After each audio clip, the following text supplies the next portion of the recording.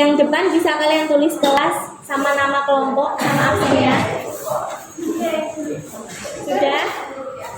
Tak mulai ya. Tadi yang fase 1 stimulasi coba dibuka. Masih nulis nama? Ya, wes nulis dulu. Udah Dek nulis namanya? Terus tadi itu kan sudah dijelaskan tentang fase 1 ya, fase 1 stimulasi. Tadi Ibu bilang tentang kacang merah, beras, lereng itu.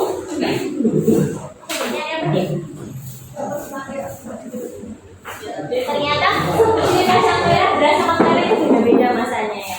Sama kayak masa tiap atom. Nah terus dibalik. Masuk ke fase 2 identifikasi masalah.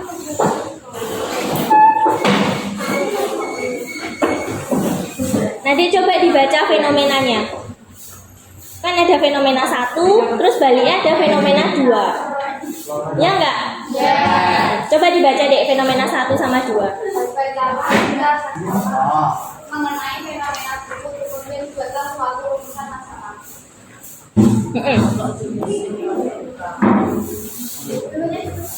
Iya. Ketika ke pasar ada akan menjual kacang merah, beras dan kelereng. Jika menyentuh satu butir kacang merah, satu butir beras dan satu butir kelereng, bukannya masanya berbeda walaupun sama-sama satu butir. Masa satu butir kacang merah, beras dan kelereng berbeda-beda karena masa yang butir itu berbeda-beda. Lalu bagaimana dengan atom? Apakah berbeda-beda setiap atomnya? Tadi kalian punya jawaban apa, Dek? Tadi kalian kan tak tanya, kalau misalnya satu butir itu berbeda-beda, terus masa atomnya berbeda-beda enggak? Nah, itu bisa kalian tulis di hipotesis. Kalian pernah nulis itu enggak sih, Dek? Makalah tentang rumusan masalah itu apa, hipotesis itu apa, pernah? Pernah ya? Tenang loh, pasti jawab satu toh. yang ngerjain juga itu toh. Tahu nggak Dek rumusan masalah itu apa? Ya, jadi rumusan masalah itu adalah kalian membuat pertanyaan yang nantinya akan kalian jawab sendiri. Lah jawaban kalian sendiri itu namanya hipotesis. Paham? Jadi di bagian rumusan masalah itu kalian nanti menuliskan pertanyaan yang akan kalian jawab sendiri. Misalnya pertanyaannya, apakah massa setiap atom berbeda? Terus jawabannya ya, hipotesisnya ya, kayak gitu. Nah, terus nanti dari jawaban kalian itu nanti dibuktikan. Dibuktikannya nanti habis ini kita lihat video. Kayak gitu, paham? Ada yang belum paham? Gak apa-apa Dek, jujur. Paham ya? Oke, silakan ditulis kalau gitu. Ditulis rumusan masalahnya sama hipotesisnya.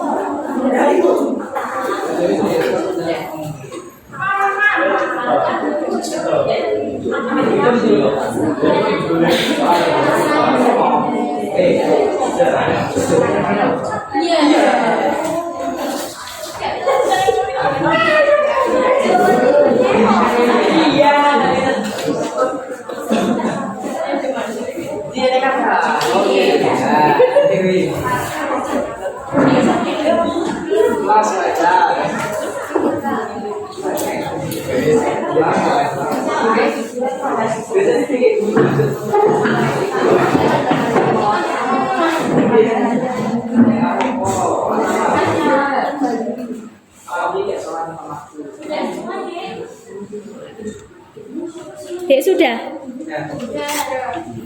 Sudah semuanya? Sudah. Terus nanti masuk ke tadi udah ya fase 2 yang fenomena 1, fase 2 yang fenomena 2 sudah semua. Terus masuk ke fase 3. Tadi kan kalian tulis rumusan masalahnya sama hipotesisnya. Jadi kalau misalnya kalian punya jawaban sementara, kan nantinya kalian belum tahu jawaban kalian benar apa enggak ya? Iya. Nah, sekarang kita sedang di fase 3 yaitu pengumpulan data. buat membuktikan apakah hipotesis kalian itu benar apa enggak. Nah, caranya membuktikan gimana? Berarti kalian mengolah data atau mengumpulkan informasi. Di situ kan ada fase 3 sudah dibuka semua, kan ada 2 barcode. Nah, itu bisa kalian nanti bisa di-scan di rumah ya. Sekarang tak tontonin aja di sini.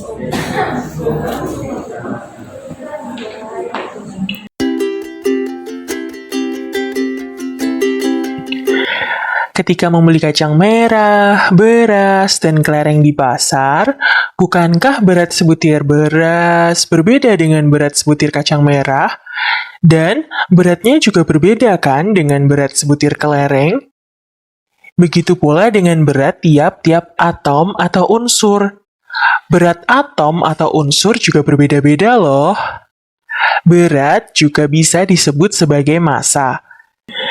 Ketika membeli kacang merah, beras, dan kelereng di pasar, nah jadi... Paham, Dek? Enggak. Jadi gini, tadi kan kalian bilang kalau atom itu punya massa yang berbeda-beda.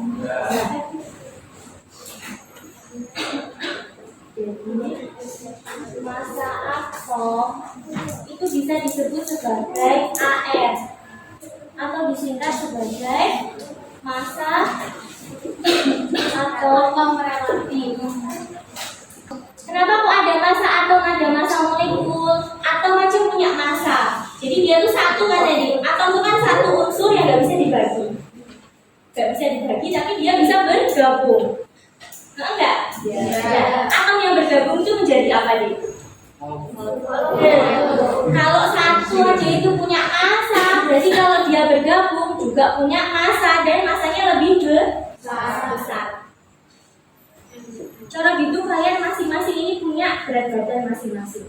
Terus ya kalian nimbang bersama-sama sama teman. Massanya lebih besar kan? Iya. Nah ini namanya adalah MR. Cuma beda kata depannya. A dari kata atom, M dari kata molekul. MR berarti apa? Massa molekul. Nah, kalau kalian ditanya massa dari H, berarti itu apa? AR apa MR? Kalau massa H2O berarti apa? Sip, pinter. Nah, untuk mencari massa atom relatif atau AR, kamu bisa melihat di tabel sistem periodik unsur. Lalu, bagaimana dengan mencari MR atau mencari massa molekul relatif?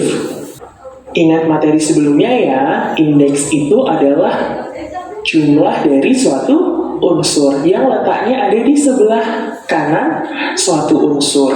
Berarti kalau di dalam senyawa H2O indeksnya H adalah 2. Kemudian indeksnya O adalah 1.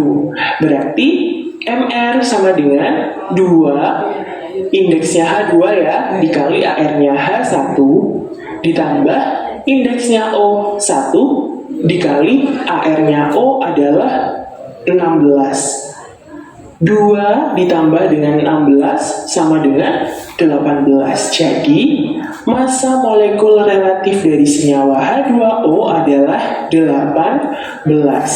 Paham, Dek? Sip. Nah, sekarang contoh soal lagi. Bagaimana dengan massa molekul relatif dari C6H12O6 atau glukosa? Nah, kalau misalnya kalian disuruh mencari MR C6H12O6, tapi kok nggak ada data AR-nya, berarti kalian bisa lihat data AR dari tabel SPU. Caranya sama, yaitu MRC6H12O6 sama dengan indeksnya C dikali AR-nya C, ditambah indeksnya H dikali AR-nya H, ditambah indeksnya O dikali AR-nya O.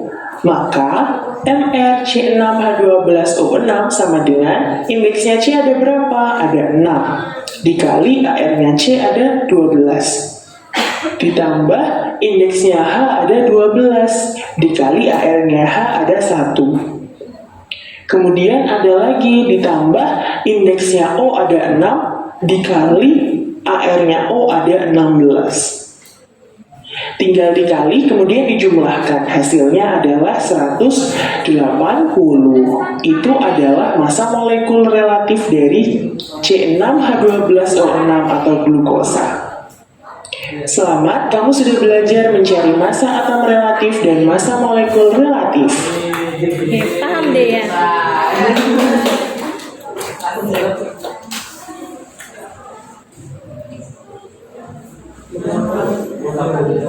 Oke, bisa dilanjut.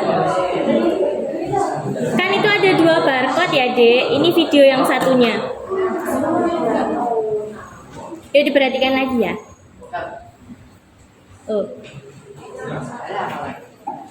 Menggunakan rumus mol sama dengan massa zat dibagi dengan massa molekul relatif zat atau disebut juga dengan MR. Nih, bisa dicatat. Oh, dari pengertiannya mol. Oke, tutupannya. Jadi itu ada soal jika satu botol air memiliki massa 320 gram, maka berapa jumlah mol H2O di dalam satu botol tersebut? Maksudnya adalah, jadi di dalam botol itu airnya jumlahnya 320 gram.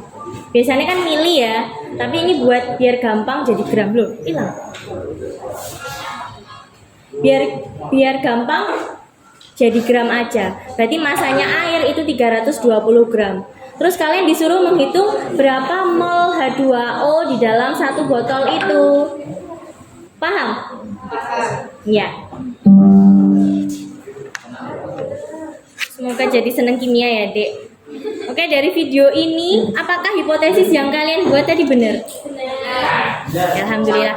Terus masuk ke fase 4, pengolahan data. Ini langsung sebenarnya ada 9 soal, tapi kalian ngerjain apa deh? Iya. Kalian ngerjain nomor 5 sama 9 aja.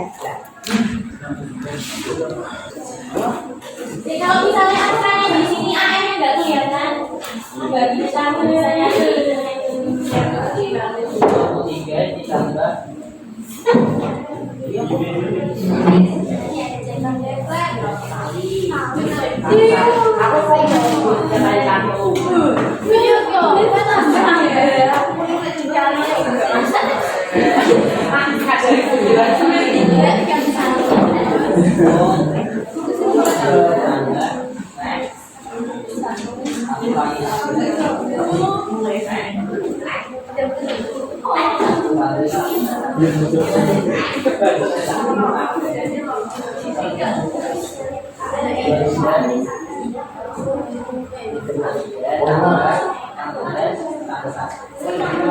Coba sih Dek, nomor 5 sama 9 ada yang mau maju ke depan nggak?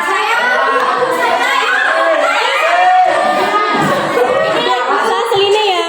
Sebenarnya hari ini tuh hadiah dari Kuisis, tapi kok nggak punya paketan.